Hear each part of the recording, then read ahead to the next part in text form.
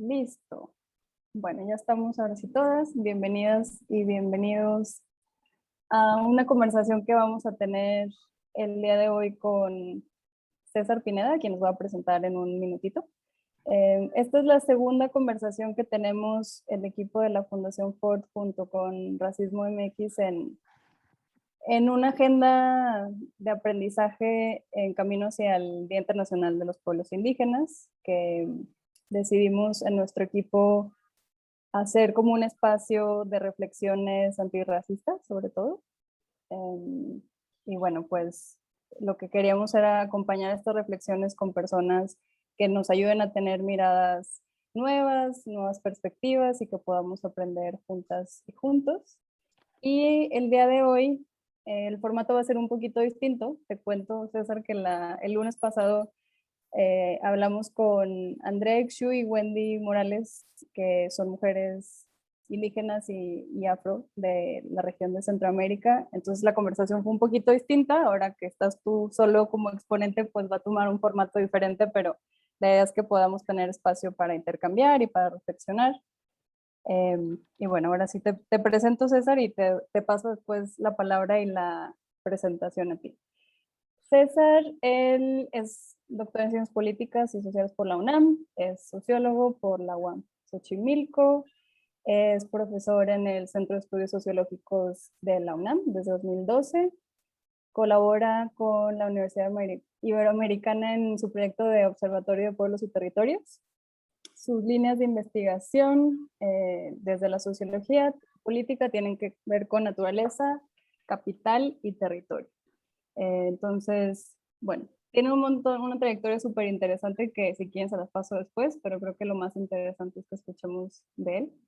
Entonces, César, te paso la palabra y en lo que te vas presentando, quito yo mi presentación. Bienvenido. Bueno, buenas tardes a todos, a todas, a todos. Gracias por la invitación y gracias pues por no solo invitarme, sino también por creer que es útil de alguna manera el propio trabajo que hago y las reflexiones que ojalá y sean efectivamente fértiles para conversar, para platicar y para su trabajo y su práctica, que es más importante. Bueno, quería empezar antes de hacer una presentación también con algunas láminas, partir de una reflexión sobre cómo definir de alguna manera también el racismo, que está, bueno, con Black Lives Matter o todo el movimiento, digamos, latinoamericano, también antirracista, nos da mucho del sentido del racismo cotidiano, el racismo estructural, el racismo que hay en las instituciones de gobierno, los modos de segregación y exclusión, que son como de sentido común, especialmente por los grados de inferiorización, de discriminación y de violencia simbólica y lingüística contra las poblaciones, contra las minorías, contra las diversidades culturales, contra las etnias en general.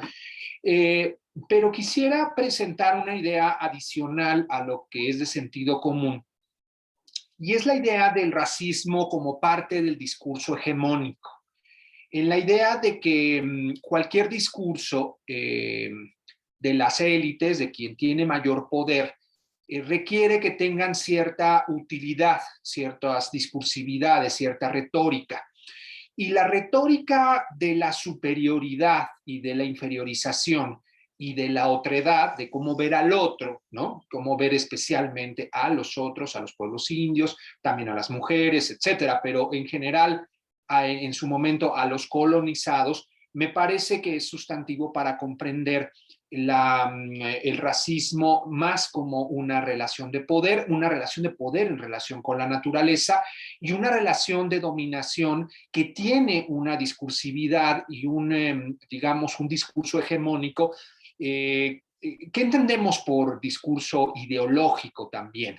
Me parece importante como antes de revisarlo. Un discurso ideológico sería aquel que de alguna manera legitima por un lado, tiene una función legitimadora de la acción del poder dominante, justifica al poder dominante, naturaliza las relaciones, digamos, de opresión, de dominación, eh, racionaliza, ¿no? Es decir, parece razonable el discurso desde las propias élites. Y esto recordarlo porque me parece importante siempre centrar el racismo como parte de los intereses objetivos, es decir, detrás de un discurso que de repente puede parecer totalmente irracional, totalmente, digamos, incluso anacrónico, hay intereses objetivos de las élites dominantes, ¿no? Intereses materiales. Entonces, ¿qué tanto es solo un discurso, digamos, estratégico o qué tanto realmente lo creen? Es otra discusión que no me gustaría llevar hacia allá, pero me gustaría centrar en la idea de que los discursos ideológicos son discursos hegemónicos que tienen cierta utilidad y en ese sentido para justificar un modo de relación, un modo de dominación que ha sido histórico. Y en ese sentido recordar que entonces, si lo pensamos así, empieza a ser claro que el discurso del colonizador del siglo XVI, el discurso evangelizador, su legitimación, como decía, su justificación, era por supuesto salvar a las almas. Hoy nos parece ridículo, pero en su momento era el discurso, ¿no? Era la forma de verse a sí mismos, esto es importante, y de ver a los colonizados, y de establecer esas relaciones y jerarquías y desigualdades para naturalizarlas, legitimarlas, racionalizarlas, justificarse a sí mismos, justificarse frente a otros poderes, justificarse al interior y sobre todo justificarse frente a los dominados. Entonces, el discurso evangelizador, hay una línea, digamos, de transformación en esa jerarquización y en esa jerarquización que efectivamente llamamos colonialidad. No colonialismo, que sería como la forma de gobierno sobre otros pueblos, donde el gobierno, la metrópoli gobierna sobre sus colonias, pero sino la colonialidad, que seguramente ustedes han estado conociendo o platicando sobre ello, pero la colonialidad como una de las formas de organizar el sistema mundo, al capitalismo, los últimos 500 años. Es decir, no es una forma de un discurso o de un modo de segregación de antaño, sino el modo que se estructuró, digamos, las relaciones de poder en los últimos 500 años, que han ido cambiando. Creo que me parece más fértil verlo así, como un discurso que ha ido mutando, efectivamente, como ha cambiado, por supuesto, las élites no son las mismas, las élites se han transformado, las élites también van cambiando sus propios discursos.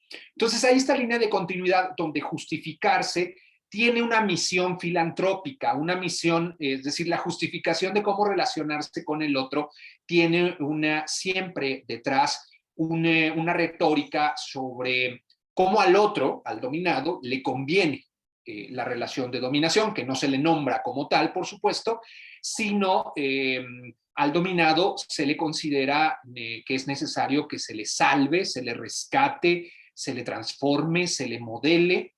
Entonces, vean esta secuencia de, efectivamente, el discurso evangelizador salva almas. El discurso civilizador, ya del siglo XIX, lleva progreso. El discurso desarrollador lleva bienestar. Y finalmente, creo que en el que estamos instalados, el discurso del crecimiento combate la pobreza. Entonces, en ese sentido, hay cierta línea de continuidad discursiva en cómo siempre relacionarse de un modo asimétrico, jerárquico, con la otredad. La otredad es el sur, la otredad son los pueblos, ¿no? Son los pueblos indígenas, son las etnias, son los campesinos, son los pobres. Esa otredad necesita de una exterioridad, necesita de alguien que los rescate, los transforme, los progrese, los civilice, etc.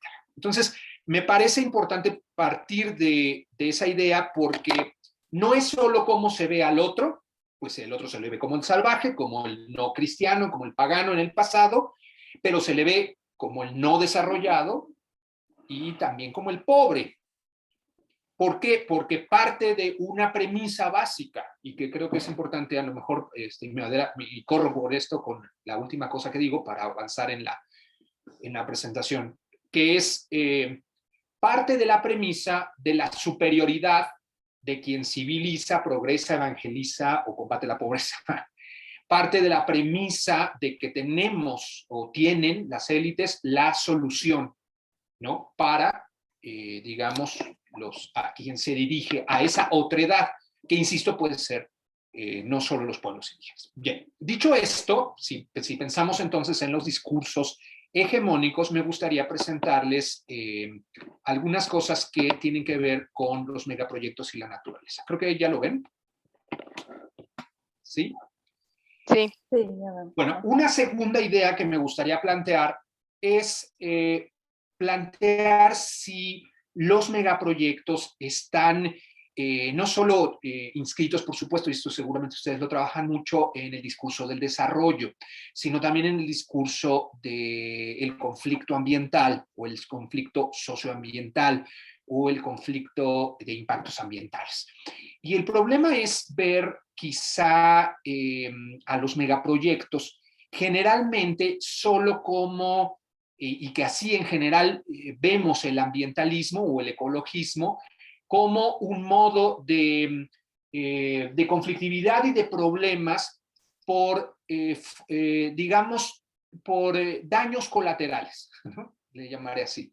Es decir, por daños que no estaban pensados, es decir, bueno, nadie quería que la carretera pasara por el bosque, pero así tiene que ser, nadie quería esencialmente contaminar un puerto, pero así es, ¿no? Nadie quería realmente, y es muy probable que así sea, no es un plan, pero esta concepción de los impactos ambientales en el ambientalismo, en cierto ambientalismo, cierto activismo ambientalista le llama visión de final de cañería, en el sentido de que pensamos que el problema es el residuo, lo que sale de la cañería, al desagüe, y no la estructura misma de la cañería.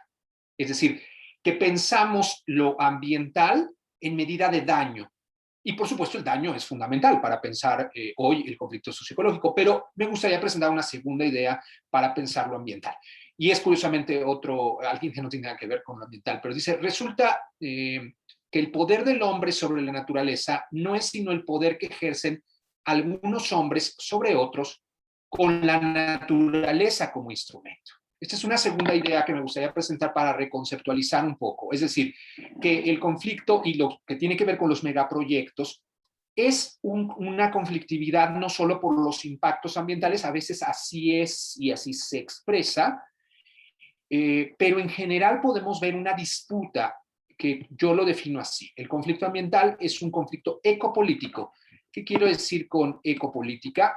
Es decir, del poder sobre la naturaleza, del poder de acaparamiento, apropiación, uso, y yo diría gestión y control de la naturaleza por los más fuertes frente a los más débiles. Ahí hay una relación asimétrica. Cuando menciono asimetría, quiero decir, bueno, viene de toda la teoría de la geografía crítica, pero digamos que dos entes territoriales simétricos, que fueran simétricos, como en su momento en la Guerra Fría, la Unión Soviética y Estados Unidos, ¿no? Se podían hacer un daño equivalente, se podían dañar a sí mismos unos a otros, ¿no? De hecho, hay una idea, una hipótesis de que por eso no se desató la Tercera Guerra, porque el daño para cada uno era demasiado costoso en vidas humanas, en materiales, etc. Eso sería una relación simétrica. Una relación asimétrica es que un ente territorial puede afectar de manera decisiva al otro, desintegrarlo, pulverizarlo, desarticularlo, someterlo, y el otro no.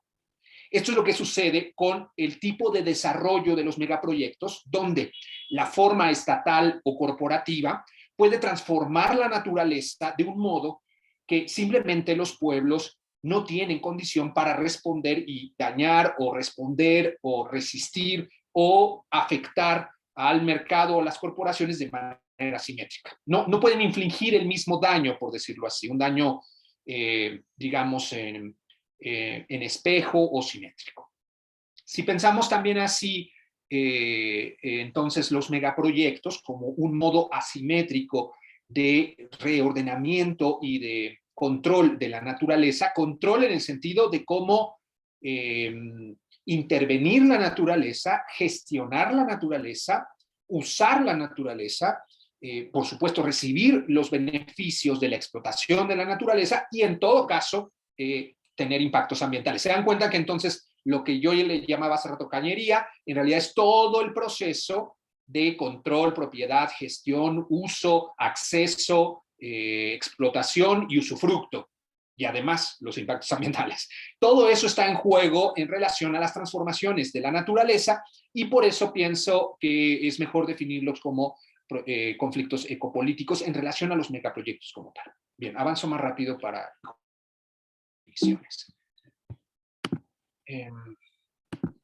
quisiera entonces cruzar precisamente dos formas que me parecen muy importantes del racismo, que no tiene que ver solo con los discursos y los dispositivos lingüísticos, aunque los veremos un momento más, sino con las relaciones del poder sobre la naturaleza destinadas a que ciertas formas étnicas, aunque quizá esto es de sentido común, pues han sido segregadas territorialmente. Todos los que vivimos en América Latina lo sabemos, pero quizá es necesario pensar en estas geografías racializadas. Me voy a concentrar más en el caso mapuche para no perder más tiempo, en el sentido de pensar que el territorio evidentemente es una relación del poder con el espacio geográfico creado por la naturaleza y que esa relación de poder pues es social. Entonces, que finalmente los criterios étnicos con los que se segrega a una población remiten a la relación estructural e histórica del Estado-Nación con alguno de los pueblos indígenas, sean en Chile, sean en México, sean en Brasil. Esta relación de las geografías racializadas, todos los conocemos, en este caso, en el caso mapuche, es muy similar a las reducciones estadounidenses, por ejemplo, pero me interesa sobre todo pensar, y para salir del sentido común de estas geografías racializadas, de cómo el poder, digamos, el del Estado, ya por ejemplo, en este caso, del Estado chileno en el siglo XIX, no solo envió a reducciones indígenas al pueblo mapuche, fragmentando el territorio, si se dan cuenta es una forma de poder espacial sobre la naturaleza, sino que ellos mismos establecieron los límites, les dieron títulos de merced, ¿no? O sea, como, bueno, es su propiedad colectiva estos títulos de merced, esto es lo que son dueños los mapuche, y ahí están, ¿no? Recluidos en ciertas reducciones. Pero a partir de la dictadura de Pinochet, lo pongo siempre como ejemplo, hay un proceso de reordenamiento, de privatización, por supuesto, de los bosques, que reabre, digamos, las fronteras, por llamarles de algún modo, que el mismo Estado chileno había puesto en el caso de los títulos de merced, porque significa que tanto terratenientes durante el siglo XX como las corporaciones, las que se van a transformar en corporaciones forestales, megacorporaciones forestales hoy en Chile, avanzan sobre el territorio mapuche ancestral y reabren el conflicto que de alguna manera habían puesto las reglas el propio Estado chileno. ¿Por qué me parece importante en esto? Porque he estudiado varios procesos de apropiación de la naturaleza. Yo no creo que solo son los megaproyectos, es decir, la mega infraestructura, que es generalmente lo que le llamamos, sino también la agroindustria, que ustedes seguramente también trabajan bastante con eso, la agroindustria como un modo de apropiación de la naturaleza, la extracción propia de minerales, que es la que más conocemos, la extracción de petróleo, de minería, que son sobre todo la minería en América Latina, pues es lo que más conocemos porque más conflictos también provoca. Y por el otro lado, la apropiación del espacio geográfico creado por la naturaleza por grandes trenes, puertos, aeropuertos, carreteras, etcétera. Al menos menciono estas tres muy rápidamente para no concentrarme en eso, pero si se dan cuenta son formas de apropiación muy distintas. En la agroindustria se apropia de la naturaleza para ponerla a trabajar. Es decir, se pone a trabajar a la tierra a un ritmo, a un modo digamos, las corporaciones requieren. En el caso del extractivismo, sí, es claramente que se llevan una parte de lo que formaba que había formado la geología o que formaba el ecosistema, la madera en un caso, el agua en el otro, por supuesto el petróleo, por supuesto oro y plata, etcétera, cobre, desordenando por completo el ecosistema, porque es esta, digamos, función o esta lógica de desvertebrar, desarticular, desgajar al ecosistema porque solo necesito uno de sus componentes, ¿no?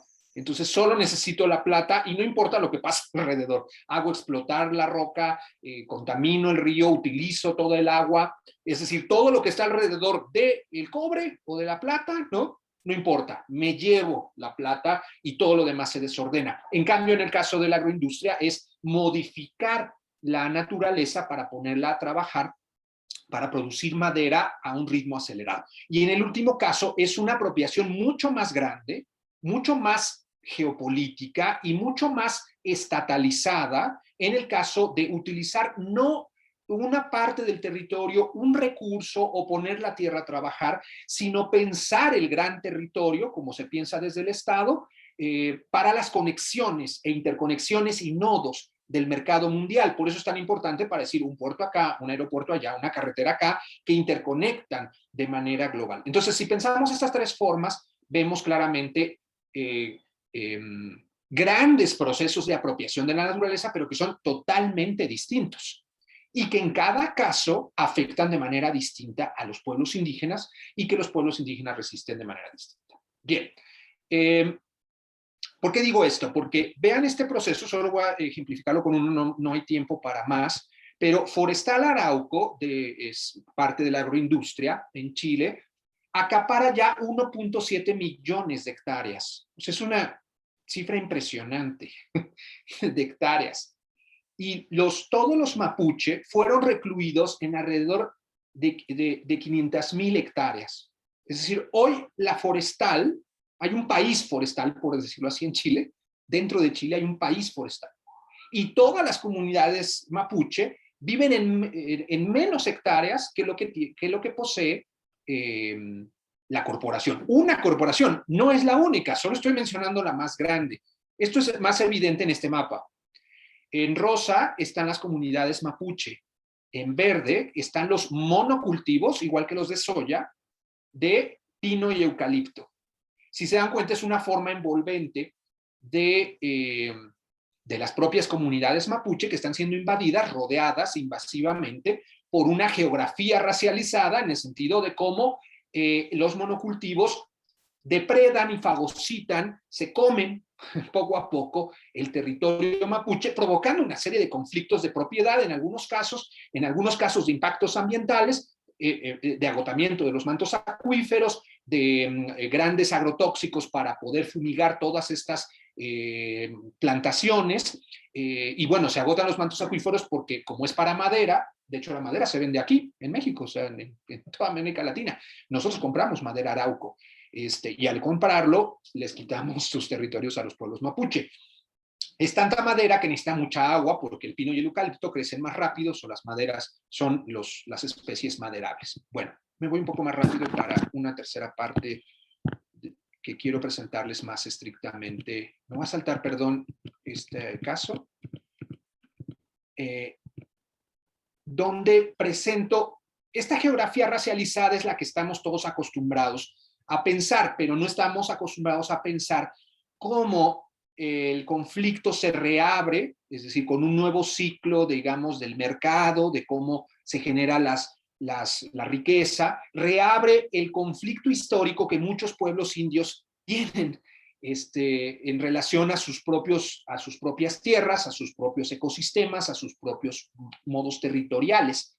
Generalmente, no todos los conflictos de los pueblos indígenas, no todos los conflictos socioambientales son conflictos de pueblos indígenas, pero en el caso de muchos de los pueblos indígenas hay una larga historicidad donde en el pasado la forma de dominación de la naturaleza ha implicado una forma de dominación etno-racializada de los propios pueblos. Pero eso es de sentido común, todavía. Bueno, pensemos ahora cómo en esta idea que yo presentaba al inicio de discursos hegemónicos y de sus transformaciones, cómo se actualizan o se transforman estos discursos sobre el modo de vida de los propios pueblos. En este caso quisiera presentar un caso que conozco muy bien, que es el caso de La Parota, de la presa La Parota en Guerrero, donde también estuve participando, también en Atenco, y les leo una cosita de Atenco, pero en general,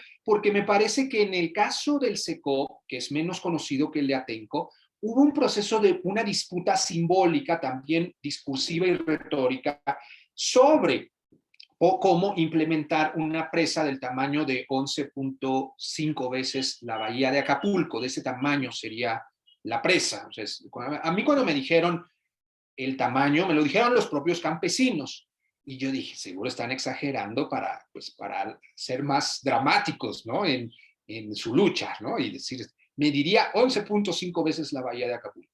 Y cuando me tocó hacer un primer artículo sobre ellos, entré, revisé el número de hectáreas que iban a ser inundadas, lo dividí y salieron 11.5 veces la bahía de Acapulco. Estaba impresionado, porque es un proyecto faraónico. Si algo hay que llamarle megaproyecto o mega infraestructura, es a ese viejo proyecto de la Comisión Federal de Electricidad, el proyecto La Parota, una hidroeléctrica, donde el proceso, ustedes saben, lo detuvo esta alianza de una veintena, treintena de comunidades con muy distintos niveles de participación.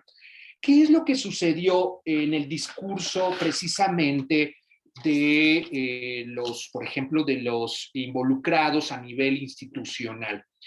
Y que es a donde quiero ir precisamente para explicar cómo se niega, es decir, que estamos acostumbrados a pensar lo racial como la negación de la identidad y del fenotipo, ¿no? Es decir, se niegan las pieles oscuras, básicamente, o de otro color que no sean blancas.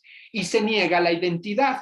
En el caso mapuche hay ejemplos actuales, no del siglo XIX, no del siglo XX, donde los terratenientes que están en medio de todas esas, ¿cómo se llama? De la gráfica que les presentaba sobre el territorio, donde niegan esa identidad. Dice un terrateniente, el indio no ha trabajado nunca, el mapuche es un depredador, vive de lo que aporta la naturaleza, no tiene capacidad intelectual, no tiene voluntad, no tiene medios económicos, no tiene insumos, no tiene nada. Esta es, por supuesto, la negación de una identidad, de una cultura y de un pueblo completo. Sí, Rebeca. No, perdón, César, solo te quería interrumpir para ver si podemos dar unos 3, 4 minutitos más, porque creo que esto están generando un montón de preguntas en nuestras cabezas para tener chance de comentarlas. Ok, si quieren paramos aquí, o ¿cómo hacemos? ¿Cómo está tu presentación? ¿Hay algunos ejemplos más que creas que valga la pena que nos cuentes o algunos otros conceptos? Casi estoy por terminar con esto del SECO. Ok, perfecto. ¿Sí? Va. Bueno, porque me quedan 4 minutos. Para irme rápido, sí. Esto era del caso mapuche, es la negación de identidad. ¿Qué es lo que se niega en el caso del SECO? Yo diría también en el caso mapuche, que ya no tengo tiempo para ver más ejemplos, y en el caso de otros pueblos. Fíjense cómo lo que dicen el presidente de la Coparmex en Guerrero. Dice, la presa representa una inversión de hasta 6,000 millones de pesos en 5 años. Y vean cómo significa o su discurso sobre los otros. Dice, si bien es valioso el trabajo del campo, reconoce lo que es valioso, lo cierto es que en la actualidad esas tierras no son todas de cultivo y las que lo son no producen lo suficiente para el autoconsumo. Este discurso es el de la tierra vacía, el de la tierra improductiva, se repite en el caso de Atenco, se repitió siempre en el discurso colonizador de Gran Bretaña sobre África, es decir, la tierra es insuficiente, está mal administrada, está mal organizada, ¿no? Ellos no la saben organizar. Lo lamentamos, no es nada contra ellos, sino que la naturaleza podría aprovecharse de una manera mejor. Él es Jorge Bajos Valverde de la Coparmex. Vean cómo el gobernador dice, en una conversación del director de proyectos de inversión financiada, Eugenio Lariz, habla con las comunidades y les dice: queremos que la comunidad tome en cuenta las cosas buenas del proyecto y que decidan si es, así pone la disyuntiva el funcionario, dice, ¿están por el progreso o porque se mantengan las condiciones de miseria que actualmente tiene esta cuenca del río Papagayo? Entonces, en la primera intervención veíamos lo improductivo. En la segunda vemos este carácter que todos conocemos de la disyuntiva falsa, por supuesto, entre progreso y miseria. Quieren seguir siendo miserables, no aprueben la presa. Dice un candidato a la gubernatura de Guerrero, dice, yo soy un candidato de otro partido, dice, yo soy un candidato congruente con mi manera de pensar y mi manera de ser. Yo dije sí a la Parota porque nadie puede estar en contra del desarrollo de Guerrero. Nadie puede estar en contra de la generación de 10,000 empleos con el proyecto hidroeléctrico. Nadie. Pues eso es prácticamente que es muy curioso que cómo se repite también en el caso de Atenco. Leo una cosita y cierro.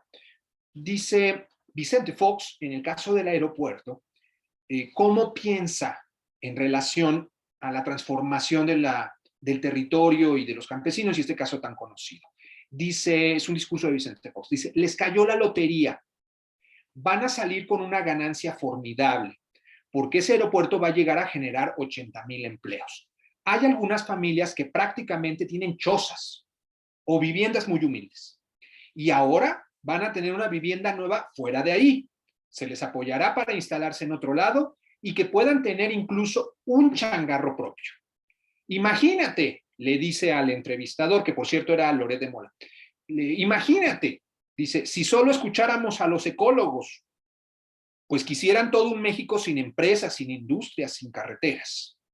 ¿Qué es lo que le responden los campesinos? Dice, si Fox piensa que nos sacamos la lotería, él lo que se sacó es el desprecio de nuestros pueblos. Cierro solamente diciendo esta otra para conversar sobre todo sobre estas tres ideas, en la idea de que hoy el discurso racial sistémico, que no es el discurso de las relaciones interindividuales de segregación y racismo en el lenguaje, aunque aquí estamos analizando lenguajes, es la negación no solo de un fenotipo, de hecho no está concentrada en el fenotipo racial, no está concentrado en un término racial estrictamente, que se ha vuelto políticamente incorrecto, sino en la negación completa de un modo de vida, de un modo de intervención de la naturaleza. El campesindio, como diría Bartra, ¿no? Es lo que se niega. Es decir, se niegan los saberes que hay en ese modo socioecológico. Se niega lo tecnoproductivo. Se niega las formas comunales de organización política. Se niega en general cómo se reproducen esas comunidades comunalmente, cómo se organizan políticamente y especialmente su organización tecnoproductiva, que parte de la premisa, como había dicho al principio, de la superioridad del mercado, es decir, ellos son inferiores porque no tienen relaciones de mercado. De la superioridad tecnocientífica aliada del mercado, no tienen una gran inversión en capital, sino en mano de obra, el trabajo comunal es intensivo en mano de obra, y desprecia de alguna manera todas estas formas de vida. De alguna manera es pensar, y con eso termino, la idea de que se desprecia por completo, se desconoce, se denigra, se inferioriza al pobre y al indio. Dice Mamani, un intelectual boliviano, que dice que es boliviano, pero solo porque tiene el pasaporte, porque él es quechua, o es aymara, perdón, no me acuerdo. Pero Pablo Mamani dice, no sabemos si nos discriminan por ser indios o por ser pobres. Y a eso le llamo etnoclasismo, porque está íntimamente centrado un criterio etnorracial con un criterio de clase, donde lo que se desprecia no es estrictamente su fenotipo y racialidad, como en el pasado, sino lo que se desprecia es por completo su modo de vida. Y este es un racismo sistémico en relación a la otredad, a los otros modos de vida, el desprecio y la negación de las formas de gestión de la riqueza social y de la riqueza natural que son comunes. Eso es lo que se desprecia. Y en el fondo es lo que se quiere aniquilar, lo que se quiere desorganizar, lo que se quiere superar. Y entonces viene a nosotros, por supuesto, la respuesta de los campesinos. Marco Antonio Suárez, que es el que está en la foto, que es uno de los líderes, dice, podremos ser indios sucios, con guaraches, pero somos los campesinos, aquí nacimos, aquí nos morimos, aquí están enterrados nuestros abuelos y aquí nos vamos a morir. Por eso surge este discurso identitario, porque es sumamente atacado, no en su versión, digamos, del color de su piel, sino en su modo de vida. Y los campesinos de Atenco, de la Parota, de los Mapuche, defienden un modo de vida que está intentando ser subalternizado, dominado, despreciado, humillado y, por tanto, aniquilado. Son como 4 ideas que quería presentar. A ver si sirven. Muchas gracias. Sí, no, César, muchas gracias por prepararnos esta presentación y por tratar de condensar en la media hora que te dimos un montón de ideas súper importantes y bueno, nos encantaría poder tener oportunidad de entrar a profundidad a ejemplos y a entender más de los conceptos que pones, pero creo que sobre la mesa queda muy claro que existen relaciones desiguales entre personas y a su vez relaciones desiguales entre personas y la naturaleza, ¿no? Y que eso se va manifestando de formas muy perversas de opresión y de desplazamiento de territorios y un montón de dinámicas en perjuicio muy frecuentemente de personas racializadas, ¿no? No nada más indígenas, sino también que tengan otras características racializadas, ¿no? Pero bueno, nos queda quizá no tanto tiempo para hacerte preguntas, para conversar, entonces, si les parece, abro el micrófono para que de parte de los colegas de Ford y también Pepe nos hagan algunos comentarios o preguntas, los recogemos y te damos oportunidad de contestar también a ti, César, para que no se nos vaya el tiempo. Entonces, si alguien de Ford quiere levantar la mano, abrir el micrófono, adelante. Pepe por ahí a lo mejor tendrá alguna pregunta preparada también, entonces nos vamos con quien quiera tomar la palabra.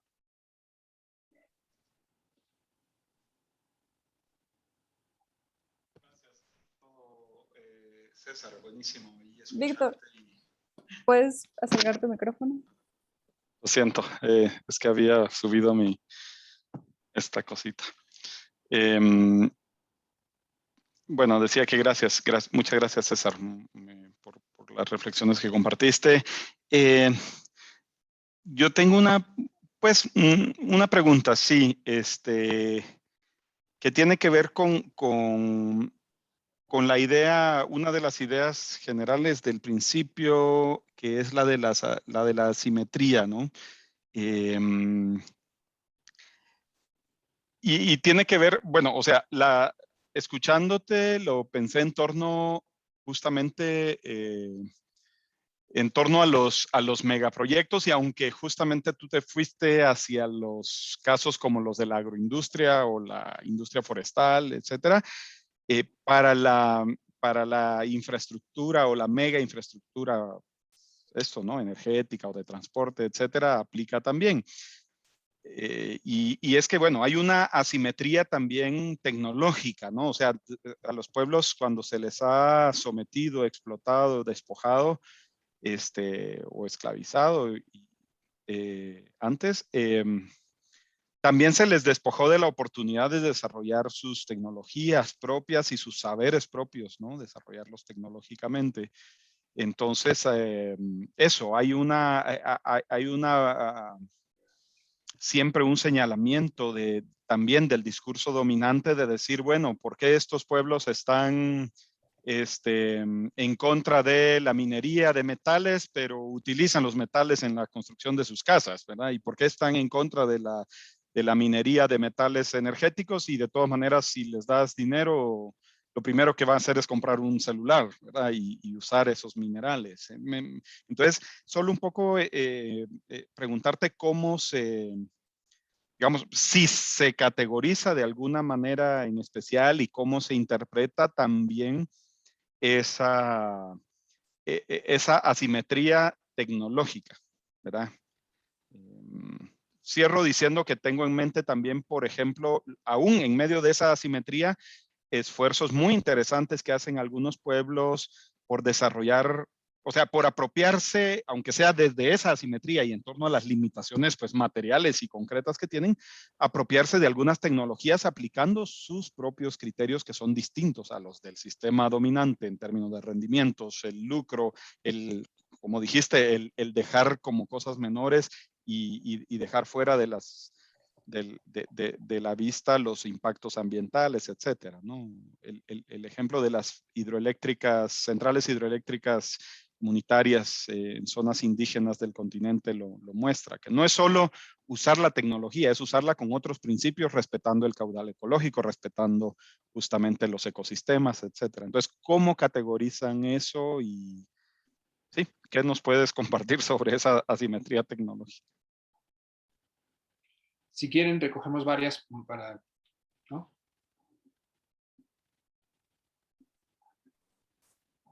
Adelante, pues. Sí, pues yo pienso, a ver si puedo formular esto bien, porque he escuchado mucho, evidentemente en algunos círculos, ¿no? Esta idea que me parece correcta y que reta un poco a este sistema, de que las poblaciones, comunidades o naciones indígenas, su justamente forma de producción y de conservación del territorio, pues básicamente es la respuesta futura a esta crisis climática, ¿no? Está en estos círculos, pero ¿qué tan probable es que esa narrativa, la hegemonía la tome y si realmente esa semilla puede germinar en un cambio sistémico o bien el tema financiero y esta producción interminable y siempre creciente capitalista pues va a seguir dominando, porque yo creo que es correcto, ¿no? Está esta narrativa, pero en el centro de todo pues están estos intereses que generan que existan estas narrativas. Esa sería como un poco la inquietud. Gracias, César. ¿Alguien más que quiera formular alguna pregunta o que tenga que quiera alguna aclaración quizá de algún concepto que hayamos escuchado hoy que sea nuevo? O cualquier reacción también se vale. Si no, te escuchamos, César, y si nos salen otras preguntas mientras estás tú, podemos irlas poniendo en el chat también. Claro. Adelante.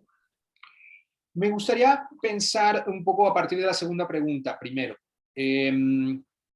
Lo que creo hay una oleada también de pensamiento es cómo repensamos y formulamos lo que se llama lo común, como otro modo de acceso y gestión de la riqueza social y natural. Es decir, lo común no es privado mercantil, no es privado y se organiza la repartición por el mercado, pero tampoco por el Estado. Eso es importante. Es decir, lo práctico en lo común es muy grande. Es decir, lo que pasa es que parece que nuestra visión del mundo es capitalocéntrica, o sea, que orbita alrededor de lo dominante. Evidentemente, las relaciones de mercado son dominantes hoy en el mundo, eso es una obviedad.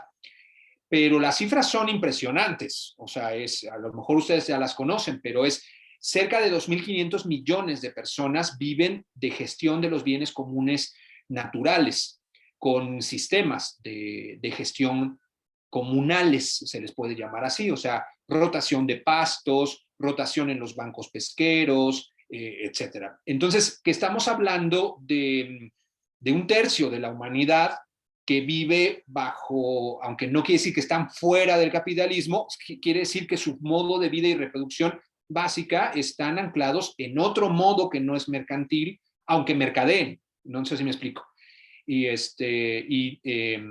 Sino que se gestiona la riqueza social y la riqueza natural de otro modo. Un modo que no necesariamente es que la propiedad, ¿sí me explico? No es la propiedad legal lo que lo define, sino las prácticas colectivas. Si a eso agregamos que la agricultura de sustento es el 85% de las fincas, por ejemplo, en América Latina, nos descubre o sea, es enorme. Entonces, a mí me gustaría pensar en eso, o sea, como que pensemos en el reverso del capitalismo, por decir así, que no todo es urbano, no todo es mercantil, no todo es, ¿no? Aunque esas sean efectivamente formas a veces precarias, a veces no, y a veces muy subordinadas también a las lógicas, por supuesto, del mercado y de los estados, pero de ahí surgen iniciativas y formas de gestión de lo común que son ejemplo en todo el mundo. Y en ese sentido, creo que es importante pensar que muchas de estas alternativas o de modos de vida alternos tienen, digamos, efectivamente, cierto antagonismo con las formas mercantiles, pues porque el mercado sigue avanzando. Esto es la clásica distinción entre pescadores artesanales y pesca industrial, ¿no? Que efectivamente con una mayor capacidad tecnológica de captura de peces, pues destruye los bancos de peces que los pescadores artesanales tienen por su propia limitación de poder pescar.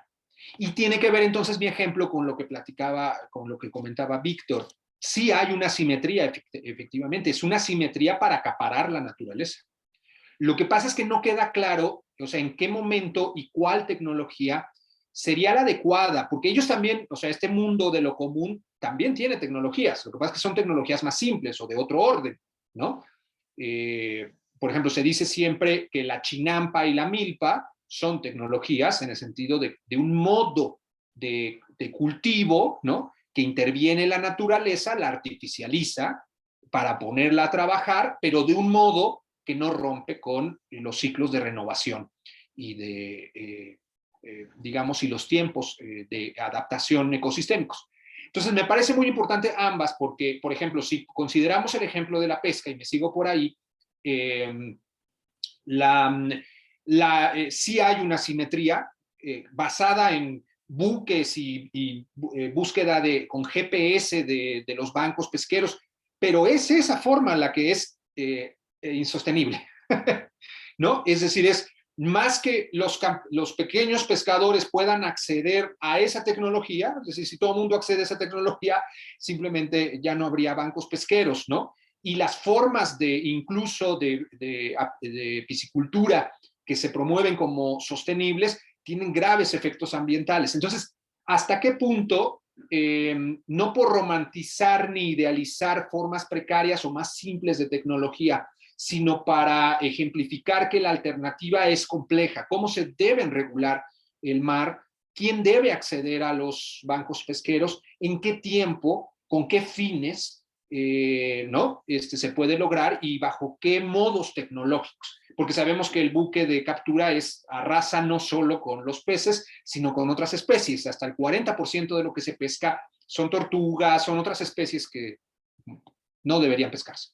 Entonces creo que en estas dos, en este ejemplo integrado, se problematiza efectivamente no solo el desarrollo, se problematiza la tecnología, pero regresando, perdón, yo vengo de sociología y politología, entonces todo lo quiero llevar allá, es ¿quién manda sobre la naturaleza? El problema no es estrictamente solo que tecnología, o quién accede, o quién se beneficia, sino quién manda. ¿Quién manda sobre los mares? Y hoy no hay autoridad. Y por eso hasta el 85% de los tiburones ha desaparecido. No hay autoridad. Entonces, estas formas de regulación, por eso me interesa tanto la regulación de lo común. La regulación de lo común efectivamente no tiene una perspectiva de mercado y no tiene una perspectiva estatal. Entonces, ¿debería regularse la naturaleza en torno de lo común? Muy probablemente sí. ¿Quiere decir solo con tecnologías precarias? No lo creo. pero el problema es que la tecnología está subordinada hoy, al menos así, a la lógica de la máxima ganancia. Entonces, esa tecnología no pareciera no estar solucionando ni que los campesinos o los pescadores puedan acceder a otras formas tecnológicas si están construidas, diseñadas y pensadas en clave mercantil. Y ya, eso es lo que tengo que decir al respecto. Gracias, No sé. César. Yo pensé en algo para preguntarte, pero si alguien más quiere hacer un último comentario o intervención, ahora es cuando. Si no, César, yo quisiera... Elena, adelante. Te escuchamos. Ay, perdón, estoy tratando de lograr desbloquear mi micrófono.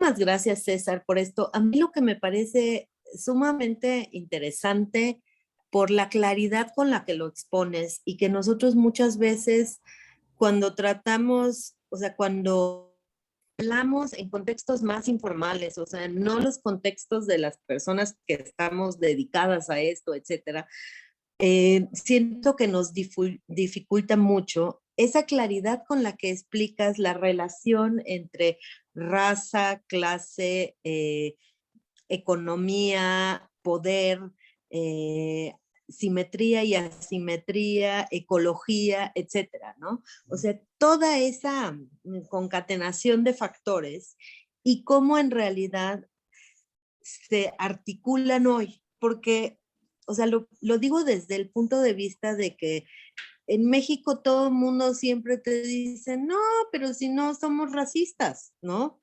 O sea, no somos racistas, ¿no? Pues nosotros todos somos, o sea, tenemos amigos morenos y blancos, y ¿por qué se dice que somos racistas, no?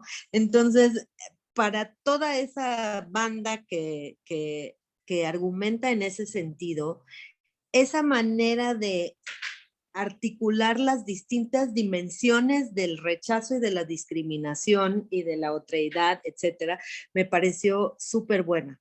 Entonces, no es una pregunta, es nada más un comentario, así, celebrando esa claridad y queriendo que alguna vez esa claridad pueda convertirse en parte de la narrativa generalizada de cómo explicamos el fenómeno de la exclusión y la discriminación y la otredad en nuestro país y en otros países.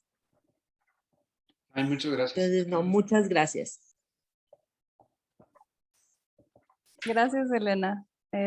Yo lo que quería, como quizá pedirte que nos dejaras con esa idea antes de que nos despidamos todas y todos, César, es justo, yo creo que se engarza un poco con lo que decía Elena, que desde lo que tú conoces, lo que tú has estudiado y profundizado y la perspectiva que tú tienes, que siempre nos falta, o sea, siempre hay espacio para que aprendamos más y tengamos nuevas perspectivas, ¿con qué nos podemos quedar o qué no debemos de perder de vista quienes acompañamos procesos de comunidades que han sido históricamente racializadas por diferentes tipos de sistemas de opresión, ¿no? Pero que se mezclan o se acumulan un poco como lo que decía Elena y que tú describiste muy claramente, pero ¿con qué nos debemos de quedar? Como qué es lo que nos dejarías que nos dé tarea y que nos deje pensando y dando vueltas en la cabeza.